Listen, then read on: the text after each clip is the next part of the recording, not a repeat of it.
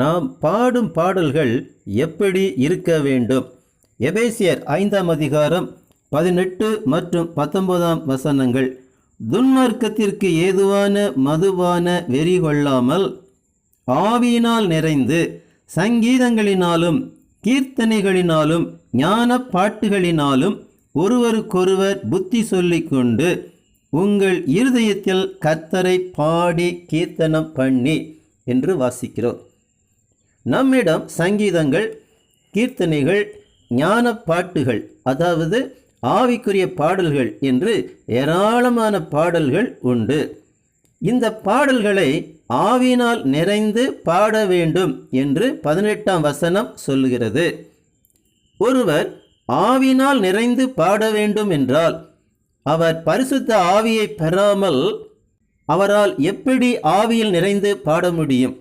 பரிசுத்த ஆவியை ஏற்றுக்கொள்ளாமலும் பரிசுத்த ஆவிக்கு எதிராகவும் இருந்தும் அநேகர் மாம்சத்தில் பாடிக்கொண்டு இருக்கின்றனர். இதில் தேவன் மகிமைப்படுவாரா?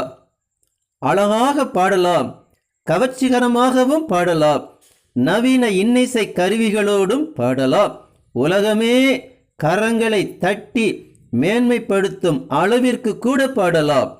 ஆனால் ஆவியினால் நிறைந்து பாடவில்லை என்றால் அந்த பாடல்களை பரலோகம் ஏற்றுக்கொள்ளாது.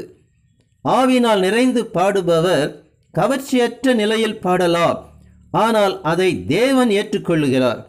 ஆவியினால் நிறைந்து பாடும் பாடல்களுக்குத்தான் பிசாசுகள் பயப்படுமே தவிர கவர்ச்சிகரமான பாடல்களுக்கு பிசாசுகள் பயப்படாது. அவைகளும் சேர்ந்து பாடினாலும் ஆச்சரியமில்லை. ரட்சிக்கப்படாத விசேஷமான சினிமா பாடகி ஒருவர் ரேடியோவில் பாடின ஒரு கிறிஸ்தவ பாடலை கேட்ட பிசாசு பிடித்த ஒரு அம்மாள், அந்த அம்மாள் மூலமாக அந்த பிசாசு சொன்னதாவது, இது எங்க ஆள் பாடுறது, இந்த கிறிஸ்தவ பாடலை பாடுவது எங்களுடைய ஆள் என்று.